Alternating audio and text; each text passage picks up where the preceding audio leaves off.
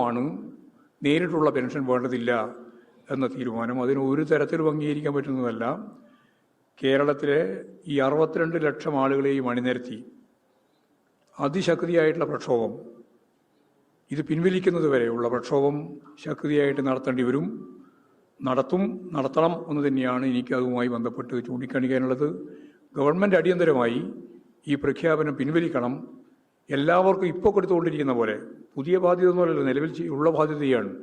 ഇപ്പോൾ കിട്ടിക്കൊണ്ടിരിക്കുന്നത് പോലെ പെൻഷൻ കിട്ടാൻ തോന്നുന്ന രീതിയിലുള്ള നിലപാട് ഗവൺമെൻറ് സ്വീകരിക്കണം എന്നാണ് എനിക്കത് സംബന്ധിച്ച് പറയാനുള്ള ഒന്നാമത്തെ കാര്യം.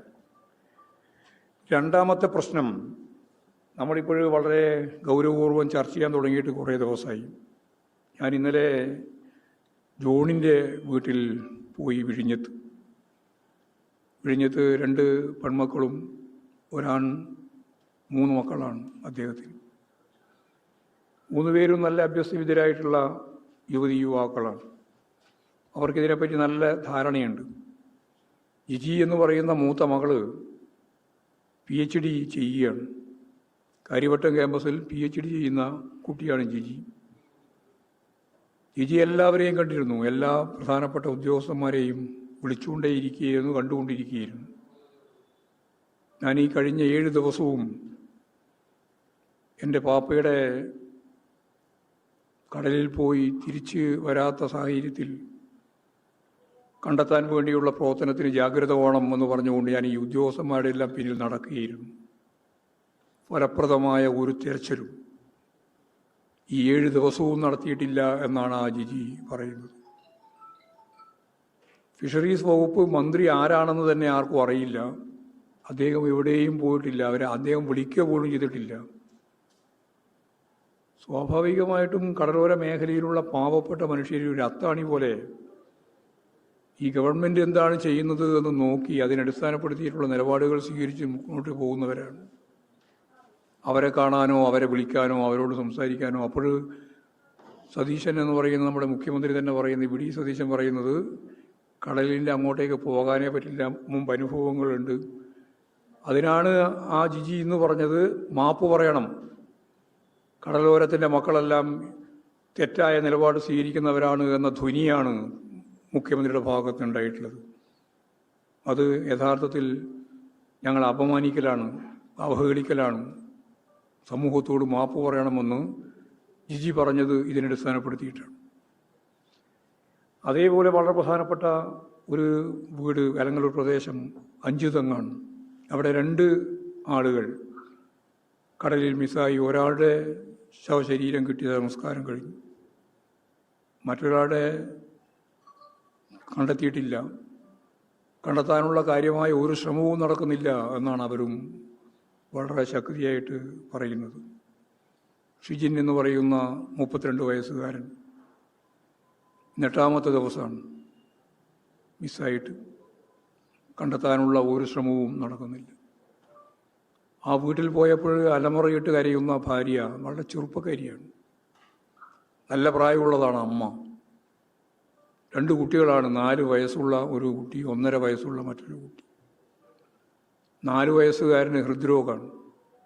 വലിയ ഹൃദയ ശസ്ത്രക്രിയ ഉൾപ്പെടെയുള്ള ചികിത്സ നടക്കേണ്ടുന്ന ഒരവസ്ഥയാണ്. വളരെ വളരെ പാവപ്പെട്ട ഒരു കുടുംബം. അതേപോലെ തന്നെ മരിച്ചുപോയത് 27 വയസ്സ് മാത്രമുള്ള ചെറുപ്പക്കാരനാണ്, കല്യാണമൊന്നും കഴിച്ചിട്ടില്ല.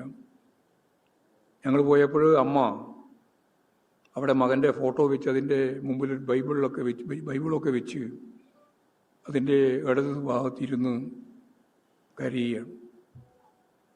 വളരെ ദയനീയമായ ഒരു ചിത്രം. ഇവരെല്ലാം സംരക്ഷിക്കാനുള്ള ഉത്തരവാദിത്തം ഗവൺമെൻറ് ഏറ്റെടുക്കണം. ഇത് അപൂർവമായ സംഭവങ്ങളാണ്. കടലിൽ പോയി തിരിച്ചു വരാതിരിക്കുക, മുന്നറിയിപ്പ് തന്നെ കൃത്യമായിട്ട് കൊടുക്കാതിരിക്കുക. മുന്നറിയിപ്പ് കൊടുക്കാതിൻ്റെ പശ്ചാത്തലത്തിലാണ് 5 തെങ്ങിലുള്ള ആളുകൾ കടലിലേക്ക് പോയത്. പിന്നീട് അവർക്ക് അറിയിപ്പ് കിട്ടിയപ്പോഴാണ് അവർ തിരിച്ചു വരുന്നത്. ആ തിരിച്ചു വരുമ്പോഴാണ് യഥാർത്ഥത്തിൽ ഈ വലിയ രീതിയിലുള്ള കടൽ കോളുണ്ടാകുന്നത്. 2 പേര് നീന്തി രക്ഷപ്പെട്ടു, 2 പേര് മിസ്സായി. അതിലൊരാളെ കണ്ടെത്തി, മറ്റേയാളെ കണ്ടെത്തിയില്ല. നീണ്ടകരയിലും ഇതേപോലെ തന്നെയാണ്, ഒരാളെ കണ്ടെത്തിയിട്ടില്ല. നമ്മളെ മന്ത്രിമാർക്ക് നിരുത്തരവാദപരമായ രീതിയിലൊന്നും പറയാം. മുരളീധരൻ പറഞ്ഞു, കടലിലേക്ക് പോയാൽ ബോഡി കിട്ടാൻ താമസം പിടിക്കും. എത്ര ലാഘവത്തോടു കൂടിയാണ്, എത്ര ഗൗരവത്തോടു കൂടി കാണേണ്ട കാര്യമാണ്. ഈ രീതിയിൽ നിലപാട് സ്വീകരിച്ചുകൊണ്ടിരിക്കുകയാണ്. മുഖ്യമന്ത്രിക്ക് ഇതിൽ കൃത്യമായിട്ടുള്ള എല്ലാറ്റിനെയും കോർഡിനേറ്റ് ചെയ്യാനുള്ള സാഹചര്യമില്ല. ഇപ്പോൾ രാജേഷിൻ്റെ വീട്ടിൽ ഇന്നലെ ഞങ്ങൾ പോയി. എന്താ രാജേഷിൻ്റെ കണ്ണൂർ ജില്ലയിലാണ്. അദ്ദേഹം വളരെ പ്രധാനപ്പെട്ട ഒരു പരിശീലകൻ, നീന്തൽ പരിശീലകൻ എന്ന നിലയിൽ പ്രവർത്തിച്ചുകൊണ്ടിരിക്കുകയും അവിടെയാണ് അപകടത്തിൽപ്പെട്ടത്. തൻ്റെ സ്വന്തം ജാക്കറ്റ് അഴിച്ച് അപകടത്തിൽപ്പെട്ട ഒരാളുടെ കയ്യിൽ എത്തിച്ചു കൊടുത്ത് അദ്ദേഹം നീന്തി രക്ഷപ്പെട്ടു, ജാക്കറ്റ് ഉപയോഗിച്ചിട്ട്. ജാക്കറ്റ് നഷ്ടപ്പെട്ടു പോയ ഈ ചെറുപ്പക്കാരൻ രാജേഷിന് തിരിച്ചു കയറാൻ സാധിച്ചില്ല. അത്യപൂർവമായ സംഭവമാണ്. ആ ചെറുപ്പക്കാരൻ ആ ചുഴിയിൽ പെട്ട് മരിക്കുകയാണ് ചെയ്തത്. അപ്പോഴും ബോഡി കണ്ടെത്താൻ വേണ്ടിയിട്ടുള്ളൊരു ശ്രമവും സത്യം പറഞ്ഞാൽ ഫലപ്രദമായി നടന്നില്ല. എല്ലാവരും കൂടി ചേർന്ന്, നാട്ടുകാരുൾപ്പെടെ എല്ലാവരും ചേർന്ന് നടത്തിയിട്ട് 3-4 ദിവസം കഴിഞ്ഞപ്പോഴാണ് ബോഡി കിട്ടിയത്. ആ ബോഡി കണ്ണൂർ മെഡിക്കൽ കോളേജിൽ കൊണ്ടുപോയി പോസ്റ്റ്മോർട്ടം നടത്തി തിരിച്ച് കൊണ്ടുവന്നതിൻ്റെ ഒരു അപമാനകരമായൊരു ചിത്രമുണ്ട്. 3-4 ദിവസം വെള്ളത്തിൽ കിടന്ന ബോഡിയാണ്. പോസ്റ്റ്മോർട്ടത്തിന് ശേഷം തിരിച്ചു കൊണ്ടുവരുമ്പോൾ റവന്യൂ വകുപ്പാണ് ഇതിൻ്റെ ഭാഗമായിട്ടുള്ള കാര്യങ്ങൾ കൈകാര്യം ചെയ്യുന്നത്. തഹസിൽദാരാണ്, പയ്യന്നൂർ തഹസിൽദാർ. ആ പയ്യന്നൂർ തഹസിൽദാർ വളരെ ലാഘവത്തോടു കൂടി പറഞ്ഞു, എല്ലാവരും പോയി, ജനപ്രതിനിധികൾ ഉൾപ്പെടെ എല്ലാവരും പോയിട്ട് പറഞ്ഞു, ഫ്രീസർ വേണം. കാരണം 3-4 ദിവസമായി ബോഡി വെള്ളത്തിലാണ്. പോസ്റ്റ്മോർട്ടത്തിന് ശേഷം തിരുവനന്തപുരത്തേക്ക് എത്തിക്കേണ്ടതാണ്. ആംബുലൻസ് ഉണ്ട്, പക്ഷേ ഫ്രീസറില്ല. ഫ്രീസറിലൊന്നും കാര്യമില്ല, ഞങ്ങൾ ആസാമിലേക്ക് കയറ്റി അയച്ചിട്ടുണ്ട്, പിന്നെയാണോ തിരുവനന്തപുരത്തേക്ക് എന്നാണ് തഹസിൽദാരുടെ ചോദ്യം. നിരുത്തരവാദപരമായ നിലപാടാണ് റവന്യൂ വകുപ്പ് കൈകാര്യം ചെയ്തത്. ആരോഗ്യ വകുപ്പുമായിട്ട് ബന്ധപ്പെട്ട ഒരു കാര്യവും ചർച്ച ചെയ്തിട്ടുമില്ല. മെഡിക്കൽ കോളേജിൽ തന്നെ കൃത്യമായിട്ട് ഈ കാര്യം അറിയിച്ചിട്ടില്ല. അവസാനം ബോഡിയുമായിട്ട് കോഴിക്കോട് കഴിയുമ്പോഴത്തേക്ക് തന്നെ ദുർഗന്ധം ആയി, വണ്ടി മുന്നോട്ടേക്ക് പോകാൻ കഴിയാത്ത സാഹചര്യം വന്നു. അവിടുന്ന് ചാവക്കാട് എത്തിയപ്പോഴാണ് ഇനി മുന്നോട്ടേക്ക് പോകില്ല എന്ന് ഉറപ്പ് വന്നപ്പോൾ ഫ്രീസർ കൊണ്ടുവന്ന് ശവശരീരം ഇങ്ങോട്ടേക്ക് തിരുവനന്തപുരത്തേക്ക് എത്തിച്ചത്. ഇത് വിവരമറിഞ്ഞ് മെഡിക്കൽ കോളേജിലുള്ള ആളുകളാണ് പണം അയച്ചു കൊടുത്തത് ഗൂഗിളിൽ. റവന്യൂ വകുപ്പ് ഒരു തരത്തിലുള്ള കാര്യവും ഇടപെട്ടില്ല. അപ്പോൾ യഥാർത്ഥത്തിൽ ഏകോപനമില്ല. ഇവരെല്ലാം എങ്ങനെയൊക്കെയാണ് ഇതെല്ലാം നടത്തേണ്ടത് എന്നുള്ളതിനെപ്പറ്റി ഒരു ധാരണയുമില്ല. അങ്ങനെ അപമാനിച്ച്, ശവശരീരത്തെ തന്നെ അപമാനിച്ച് ഇവിടെ എത്തുകയാണ് ചെയ്തത്. ആ കുടുംബവും അതിദയനീയമായ ചിത്രമാണ്. ഒരുപാട് കടം, വീടിൻ്റെ പണി തുടങ്ങിയിട്ടുണ്ട്, എവിടെയും എത്തിയിട്ടില്ല. അവിടെയും വളരെ പ്രയാസപ്പെടുന്ന സ്ഥിതിയാണ്. 2 കുട്ടികളാണ്, ചെറിയ കുട്ടികളാണ്. 9ാം ക്ലാസ്സിലും 8ാം ക്ലാസ്സിലും പഠിക്കുന്ന 2 ആൺകുട്ടികളാണ്. ഭാര്യയ്ക്ക് ജോലിയില്ല, പ്രായമായ അച്ഛനും അമ്മയും. അടിയന്തരമായിട്ട് അവർക്ക് ജോലി കൊടുക്കണം. ഓഖി ദുരന്തത്തിൻ്റെ ഭാഗമായിട്ട് എങ്ങനെയാണോ ഫലപ്രദമായി കേരളം ദുരിതാശ്വാസ പ്രവർത്തനങ്ങൾ കൈകാര്യം ചെയ്തതുപോലെ ഈ കടലിൽ മിസ്സായി പോവുകയും ഇതുവരെ കണ്ടെത്തുകയും ചെയ്തിട്ടുള്ളവരുൾപ്പെടെ അവരുടെ കുടുംബത്തിലുള്ള അത്താണിയായിട്ടാണ് യഥാർത്ഥത്തിലുള്ളത്. വളരെ ചെറുപ്പക്കാരാണ്. ഞാൻ നേരത്തെ പറഞ്ഞ പോലെ 32 വയസ്സൊക്കെയുള്ള ആളുകളാണ്. 27 വയസ്സുകാരൻ കല്യാണം കഴിച്ചിരുന്നില്ല. ഇവർക്ക് അവരുടെ കുടുംബം നിലനിർത്തുന്നതിനാവശ്യമായ രീതിയിൽ ജോലി അവരുടെ ആശ്രിതർക്ക് നൽകിയില്ലെങ്കിൽ ആ കുടുംബത്തിനൊന്നും നിലനിൽക്കാനാവാത്ത സ്ഥിതിയാണ് രാജേഷിൻ്റെ എല്ലാം കുടുംബത്തിൻ്റെ അവസ്ഥ. അപ്പോൾ ആ രീതിയിലുള്ള നിലപാട് സ്വീകരിക്കാൻ ഗവൺമെൻറ് തയ്യാറാവണം എന്നാണ് അത് സംബന്ധിച്ച് എനിക്ക് പറയാനുള്ളത്. ഇത്തരത്തിലെല്ലാമുള്ള 10-20ലധികം ആളുകളാണ് പ്രകൃതി ദുരന്തത്തിൻ്റെ ഭാഗമായിട്ട് നമ്മെ വിട്ടുപിരിഞ്ഞത്. ഇപ്പോഴും കണ്ടെത്താനാവാത്ത 3 പേര് കേരളത്തിൻ്റെ 3 ഭാഗങ്ങളിലായി മുണ്ടകരയിലും 5 തെങ്ങിലും വിഴിഞ്ഞത്തുമായി നിൽക്കുകയാണ്. 8ാമത്തെ ദിവസമാണ്. ഫലപ്രദമായ എന്തെങ്കിലും ഒരു വർക്ക് തിരച്ചിൽ നടത്താൻ സാധിക്കാത്തൊരു സാഹചര്യത്തിലാണ് നമ്മളിപ്പോഴും ഉള്ളത്. ആ കുടുംബാംഗങ്ങളും ആ പ്രദേശവും മുഴുവൻ പ്രതിഷേധത്തിലാണ്. വലിയ രീതിയിലുള്ള പ്രതിഷേധം ഈ 3 മേഖലയിലും ഇപ്പോഴും ഉണ്ടായിട്ടുണ്ട്. മുമ്പ് ഇങ്ങനെയുള്ള ഏതെങ്കിലും സംഭവം ഉണ്ടായാൽ ഇടതുപക്ഷ ജനാധിപത്യ മുന്നണി ഗവൺമെൻറ്റിൻ്റെ കാലത്ത് അപ്പോൾ തന്നെ മന്ത്രിമാർ ഉൾപ്പെടെ പോകുമ്പോൾ അവിടെ അപ്പോൾ പ്രതിഷേധമാണ്. ഒരുപാട് ആളുകൾ അതിൻ്റെ മുമ്പിൽ നിന്ന് നയിക്കാനുണ്ടായിരുന്നു. ഇപ്പോഴാരുമില്ല. ഞാൻ ഇപ്പം അത്രേ പറയുന്നുള്ളൂ. ഇങ്ങനെയുള്ള ഒരു സന്ദർഭത്തിൽ വേറെ അധികം പറയാൻ ഞാൻ ഉദ്ദേശിക്കുന്നില്ല. അപ്പോൾ തീരദേശ മേഖല, ഈ തിരുവനന്തപുരത്തിൻ്റെയും കൊല്ലത്തിൻ്റെയും ഈ മേഖല, അതുപോലെ തന്നെ അതിൻ്റെ അപ്പുറം കടന്നാലും പ്രശ്നം തന്നെയാണ്. എല്ലാം വലിയ രീതിയിലുള്ള പ്രയാസങ്ങളാണ്. കുട്ടനാട് വെള്ളം ഇറങ്ങുന്നില്ല.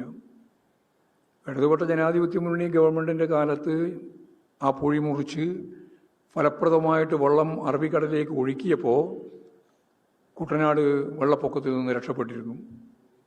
ഇപ്പോഴും തിയറിയെല്ലാം വിശദീകരിക്കുന്നുണ്ട്, പക്ഷേ വെള്ളം ഇറങ്ങുന്നില്ല. വെള്ളം ഇറങ്ങണമെങ്കിൽ പൊഴി മുറിക്കണം. പൊഴി മുറിക്കാൻ ആവശ്യമായ ഫലപ്രദമായ ഇടപെടൽ ഇപ്പോഴും നടക്കുന്നുമില്ല. ഒരു JCB എല്ലാം കൊണ്ടുപോയിട്ട് മുറിക്കാൻ നോക്കുക, എവിടെ മുറിക്കാനാ? അപ്പോൾ കുട്ടനാട് മുഴുവൻ വെള്ളത്തിൽ മുങ്ങിക്കിടക്കുകയാണ്. വെള്ളം മഴ പെയ്തില്ലെങ്കിലും അത് ഇറങ്ങിപ്പോകുന്നതിന് വേണ്ടി സാധിക്കുന്നില്ല. സത്യം പറഞ്ഞാൽ ഇതെല്ലാം ഒരുക്കത്തിൻ്റെ ഭാഗമായിട്ട് ചെയ്യേണ്ടതല്ലേ? അല്ലെങ്കിൽ വെള്ളപ്പൊക്കം ഉണ്ടാവുമെന്ന് മനസ്സിലാക്കിയാൽ ഇടപെടണ്ടേ? പൊഴി മുറിക്കുന്നതിന് ആവശ്യമായ നിലപാട് പൊഴി മുറിക്കാതെ കൊണ്ടല്ല എന്നാണ് ഇപ്പോൾ പറഞ്ഞുകൊണ്ടിരിക്കുന്നത്. എന്താണെന്ന് മനസ്സിലാവണ്ടേ? പൊഴി മുറിച്ചപ്പോൾ വെള്ളപ്പൊക്കം ഉണ്ടായിട്ടില്ലല്ലോ കുട്ടനാട്. ഇപ്പോൾ ലോവർ കുട്ടനാട്, അപ്പർ കുട്ടനാട് എല്ലാം വലിയ രീതിയിലുള്ള വെള്ളക്കെട്ടിലാണുള്ളത്, വീടുൾപ്പെടെ. ഇതിനൊന്നും ഫലപ്രദമായി കൈകാര്യം ചെയ്യാൻ ഒരു ജനകീയ സംരംഭം അവരാരും പറയുന്നുമില്ല. അത് വളരെ പ്രധാനപ്പെട്ട പ്രശ്നം അതാണ്. കഴിഞ്ഞ പ്രാവശ്യം 18-19 അനുഭവം നമുക്കുണ്ടല്ലോ. വലിയ രീതിയിലുള്ള ദുരന്തം ഉണ്ടായിട്ടുണ്ട്. ലക്ഷക്കണക്കിന് ആളുകളെ മാറ്റിപ്പാർപ്പിച്ചിട്ടുണ്ട്. അവർ ക്യാമ്പ് ഉണ്ടായിട്ടുണ്ട്. ആ ക്യാമ്പുകൾക്ക് ആവശ്യമായ സൗകര്യങ്ങൾ ചെയ്തു കൊടുത്തിട്ടുണ്ട്. എല്ലാം ഗവൺമെൻറ് സംവിധാനത്തിൻ്റെ ഭാഗമായിട്ടൊന്നുമല്ല. അതുപോലെ തന്നെ മത്സ്യത്തൊഴിലാളികൾ കേരളത്തിൻ്റെ വിവിധ മേഖലയിൽ പോയിട്ട് ദുരിതത്തിൽ കിടക്കുന്നവരെ സംരക്ഷിച്ച് കൊണ്ടുവന്നിട്ടുണ്ട്. അതിൽ ജനകീയമായൊരു പിന്തുണ നേടാൻ സാധിച്ചിട്ടുണ്ട്. അന്ന് മുഖ്യമന്ത്രി അതാണ് ചെയ്തുകൊണ്ടിരുന്നത്. ഇപ്പോൾ മുഖ്യമന്ത്രി പറയുന്നത് ഒരാളുടെയും സഹായം വേറെ വേണ്ടെന്നാണ്. MLA പോലും വിളിക്കുന്നില്ല അവലോകന യോഗത്തിൻ്റെ ഭാഗമായിട്ട്. അപ്പോൾ ആരും വേണ്ട, ജനപ്രതിനിധികളും വേണ്ട, അല്ല ഉദ്യോഗസ്ഥന്മാർ ഉൾപ്പെടെ കാര്യം ചെയ്തുകൊള്ളുന്നതാണ്. ക്യാമ്പുകളിൽ അതിൻ്റെ ഭാഗമായിട്ടാണ് പല സ്ഥലത്തും ഒരുപാട് പ്രശ്നങ്ങളുണ്ടായത് നമുക്കറിയാം. CPIM-ൻ്റെ പ്രവർത്തകർ ഈ എല്ലാ ക്യാമ്പുകളിലും ഞങ്ങൾ ആദ്യമേ ചൂണ്ടിക്കാണിച്ചിട്ടുണ്ട്, പറഞ്ഞിട്ടുണ്ട്. അവിടെ എല്ലാം സന്നദ്ധ പ്രവർത്തകർ എന്ന രീതിയിൽ ഫലപ്രദമായിട്ട് ഇടപെട്ട് സഹായിക്കണം. അതിപ്പോഴും നടന്നുകൊണ്ടിരിക്കുകയാണ്. പക്ഷേ ഈ പറയുന്ന സാഹചര്യം ഒരുക്കേണ്ട ഗവൺമെൻറ്, അതിൻ്റെ ഡിപ്പാർട്ട്മെൻറ്റുകൾ, അത് റവന്യൂ ആയാലും അതുപോലെ തന്നെ ആരോഗ്യ മേഖല എടുത്ത് പരിശോധിച്ച് നോക്കിയാലും അതുപോലെ തദ്ദേശ സ്വയംഭരണ മേഖല എടുത്ത് പരിശോധിച്ച് നോക്കിയാൽ എല്ലാറ്റിനെയും ഏകോപിപ്പിച്ച് മുന്നോട്ടേക്ക് കൊണ്ടുപോകുന്നതിന് വേണ്ടിയുള്ള ഫലപ്രദമായ നിലപാട് സ്വീകരിക്കാത്തതിൻ്റെ ദുരന്തമാണ് യഥാർത്ഥത്തിൽ കേരളത്തിൻ്റെ ഭാഗമായിട്ട് നമ്മൾ കൂടുതൽ അനുഭവിക്കേണ്ടി വന്നത് എന്നതാണ് പൊതുവായിട്ട് പറയാനുള്ള കാര്യം.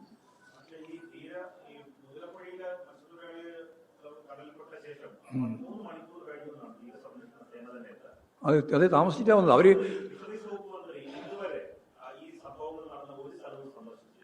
ഫിഷറീസ് വകുപ്പ് മന്ത്രി ആരാണെന്ന് അറിയില്ല എന്നാണ് ആ ജിജുവിനോട് പറഞ്ഞത്. കാരണം ഞങ്ങൾക്ക് പേരിന് പിടുത്തില്ല, പക്ഷേ ഒരാളും ഒരു സ്ഥലത്തും വന്നിട്ടില്ല, ഒരാളെ കാണാനും പോയിട്ടില്ല. അവിടെ ഞാൻ നേരത്തെ പറഞ്ഞ അഞ്ചുതെങ്കിലും പോയിട്ടില്ല, ഇവിടെ വിഴിഞ്ഞത്ത് പോയിട്ടില്ല, നീണ്ടുവരെ പോയിട്ടില്ല. ഇതാണിപ്പോൾ 3 പ്രധാനപ്പെട്ട കിട്ടാൻ, അതായത് നമ്മൾ മിസ്സായി പോയി എന്ന് കണ്ട് ഇതുവരെ തിരിച്ചു വരാതെ 3 ആളാണുള്ളത്. ഒരു കാര്യവും ഫിഷറീസ് വകുപ്പ് കൈകാര്യം ചെയ്യുന്ന മന്ത്രി ചെയ്തിട്ടില്ല. മുഖ്യമന്ത്രി നേരത്തെ പറഞ്ഞത് അങ്ങോട്ട് കയറാൻ പറ്റില്ല. ഞാൻ നേരത്തെ പറഞ്ഞില്ലേ, ജിജി പറഞ്ഞതിൻ്റെ ഭാഗമായിട്ടുള്ള അവമാനിക്കലാണെന്ന് പറഞ്ഞില്ലേ. കടൽ തീരത്തേക്ക് പോകാനേ പറ്റില്ല എന്നുള്ളതാണ്.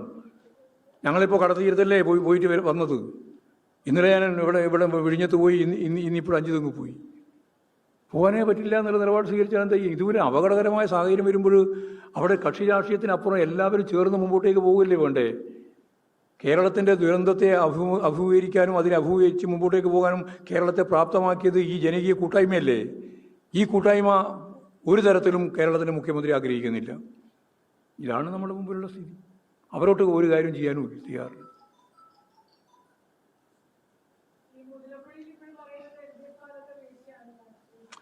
അതങ്ങനെ പറഞ്ഞുകൊണ്ടിരിക്കും, എല്ലാ കാലത്തും പറഞ്ഞുകൊണ്ടിരിക്കുക. അതിന് വേറൊന്നും പറയാനില്ല.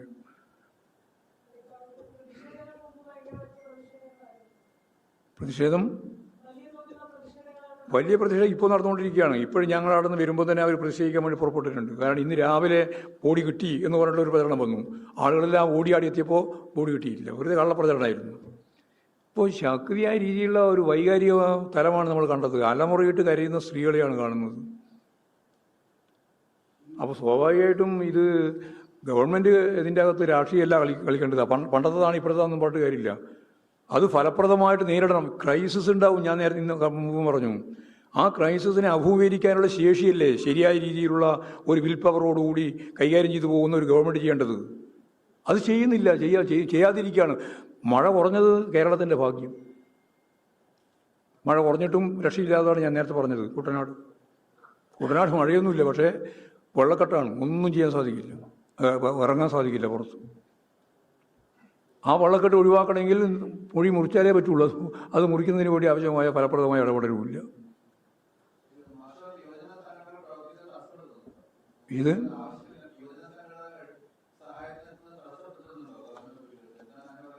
അല്ല, ആരെയും അങ്ങോട്ട് അടുപ്പിക്കേണ്ടതില്ല എന്നാണ്, ആരെയും സഹകരിപ്പിക്കേണ്ടതില്ല എന്നാണ്. അത് മുഖ്യമന്ത്രി തന്നെ പറഞ്ഞല്ലോ, സഹകരിപ്പിക്കേണ്ട കാര്യം ഞങ്ങൾ അങ്ങനെ ആ രീതിയിൽ ആലോചിച്ചില്ല. അത് മുമ്പേ അവരെ ഇതിലായിരുന്നു.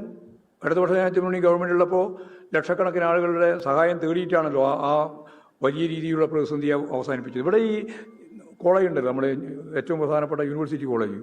ആ കോളേജിൻ്റെ ഭാഗമായിട്ടുള്ള നൂറുകണക്കിന് കുട്ടികളല്ലേ രാപകലില്ലാതെ വന്നുകൊണ്ടിരിക്കുന്ന മുഴുവൻ സാധനങ്ങളും സോർട്ട് ചെയ്ത് വണ്ടിയിലാക്കി കേരളത്തിൻ്റെ പല ഭാഗത്തേക്ക് അയച്ചു കൊടുത്തത്. രാപകലുണ്ടായിട്ടില്ലല്ലോ. ആ കുട്ടികളൊക്കെ അത്ര സജീവമായിട്ടാണ് പ്രവർത്തന രംഗത്ത് വന്നത്. ഇപ്പോഴതിനെപ്പറ്റി ആലോചിച്ചു ആരെങ്കിലും? സാധനങ്ങളില്ലാതുകൊണ്ടല്ലോ, സാധനങ്ങളൊന്നും വന്ന് നിറഞ്ഞില്ലേ. ദുരിതത്തിൻ്റെ ഭാഗമായിട്ട് ജനങ്ങൾ സഹായിക്കാൻ തയ്യാറില്ലാണ്. പക്ഷെ ഇതൊന്നും ഇപ്പോൾ നടത്താൻ തയ്യാറില്ല. അതാണ് കാര്യം. അല്ല, അത് ആകെ വരുന്നതാണ് ഞങ്ങളെ പ്രതീക്ഷിക്കുന്നത്. ഈ 62 ലക്ഷം ആളുകളും ആ പ്രക്ഷോഭത്തിൻ്റെ ഭാഗമായിട്ട് വരണമെന്നാണ് ഞാൻ കാണുന്നത്. അല്ലാണ്ട് ഞങ്ങളിപ്പോൾ CPIഎമ്മിൻ്റെ കൂടിയും പിടിച്ച് പോയിട്ട് ഒരു സമരം നടത്താനല്ല ഉദ്ദേശിക്കുന്നത്. ഇന്നിപ്പോൾ കർഷക തൊഴിലാളി യൂണിയൻ്റെ ഭാഗമായിട്ടുള്ള പ്രകടനങ്ങളും പരിപാടികളൊക്കെ ഇന്നലെ രാത്രിയോടുകൂടി വിവരം കിട്ടിയപ്പോൾ തന്നെ തുടങ്ങിയിട്ടുണ്ട്. അതിന് തുടരും. ആ തുടരുന്നതിനോടൊപ്പം ഇത് ഈ ഓരോ വീട്ടിലും കൃത്യമായിട്ട് ധാരണ ഉണ്ടാക്കി അതിനടിസ്ഥാനപ്പെടുത്തി അവർ തന്നെ ശക്തിയായ രീതിയിൽ സമരത്തിലേക്ക് വരും. ഈ പ്രത്യേകിച്ച് 62 ലക്ഷം ആളുകൾ.